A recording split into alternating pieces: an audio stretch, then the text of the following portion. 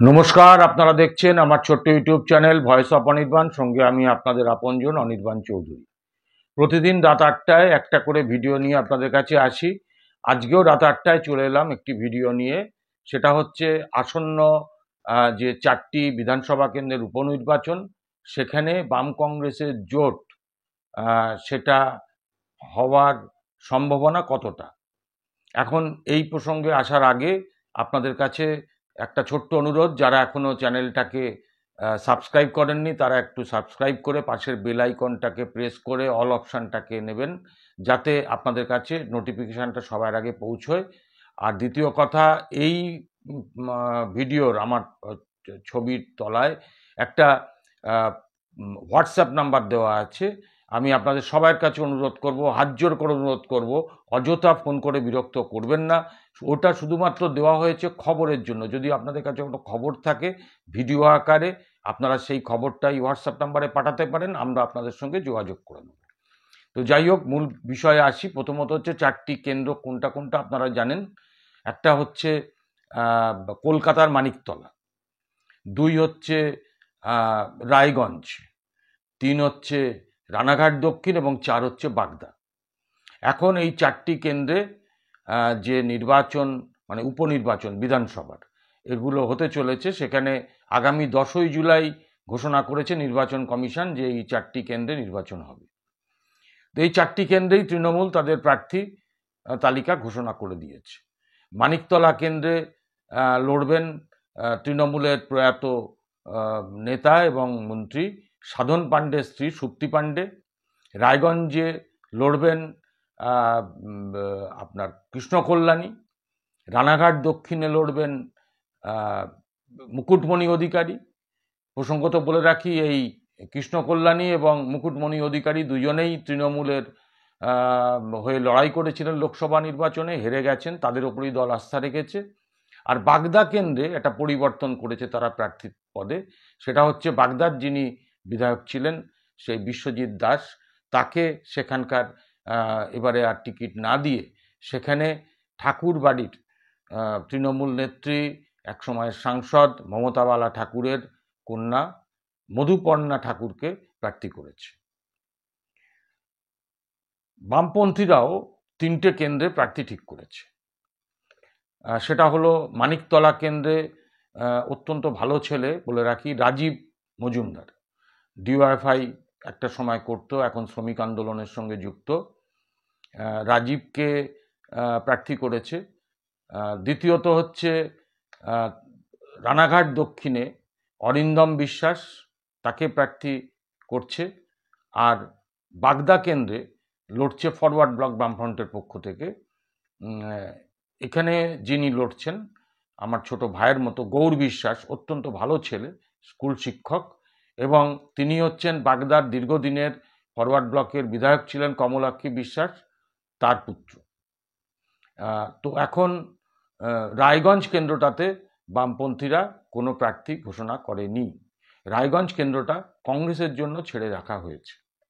এখন প্রশ্নটা হচ্ছে যে এ ব্যাপারে প্রদেশ কংগ্রেস সভাপতি অধীর চৌধুরীকে জিজ্ঞাসা করা হলে অধীর চৌধুরী প্রথমত বলেন যে এখনো কিছু ফাইনাল হয়নি, দুপক্ষেরই কিছু দাবি দেওয়া আছে, তো সেসব পরে ঠিক হবে।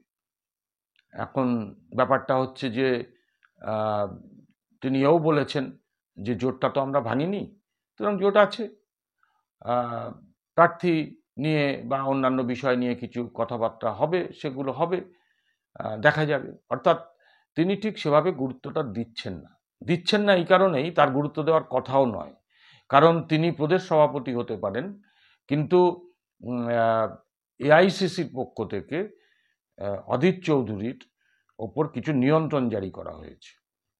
যদিও তিনি সেই নিয়ন্ত্রণ সর্বক্ষেত্রে যে মান্যতা দিচ্ছেন তা নয়, যেমন মুখ্যমন্ত্রীর বিরুদ্ধে সোচ্চার হওয়া যাবে না এই নিয়ন্ত্রণ তিনি কিন্তু মানছেন না। তিনি সাম্প্রতিককালেও মুখ্যমন্ত্রীর বিরুদ্ধাচরণ করেছেন এবং সোচ্চারে।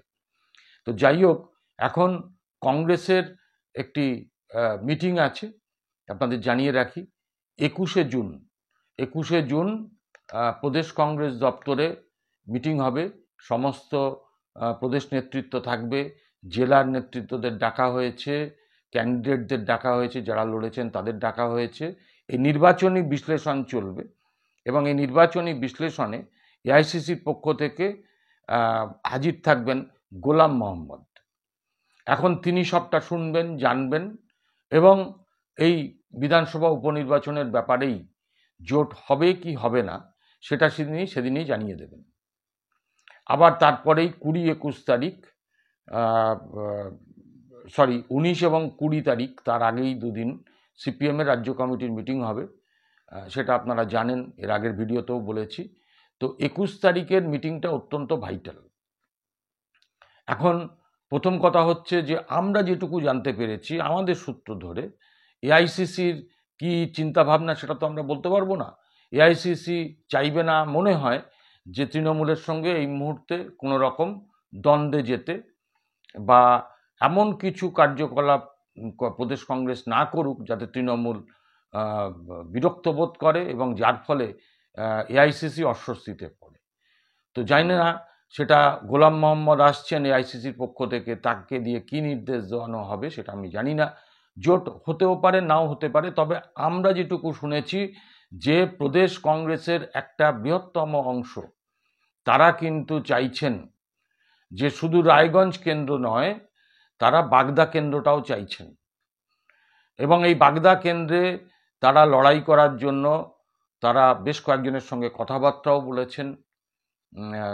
কোনো ব্যবসায়ী, কোনো শিক্ষক এদের সঙ্গে কথাবার্তা বলেছেন।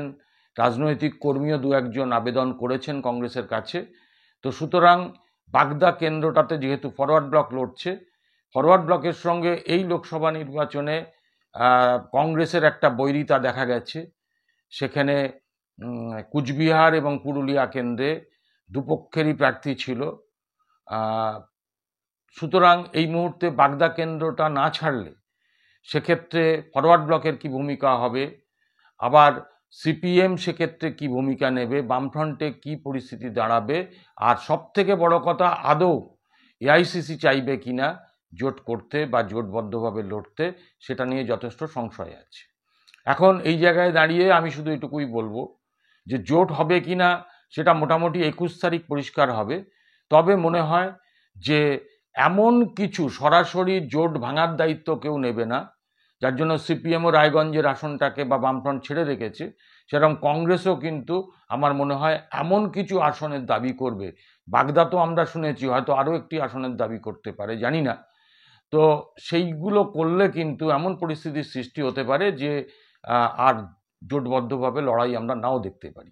যাই হোক, আগামী 21 তারিখ অবধি আমরা অপেক্ষা করি, সব চিত্রটা আমাদের কাছে পরিষ্কার হবে।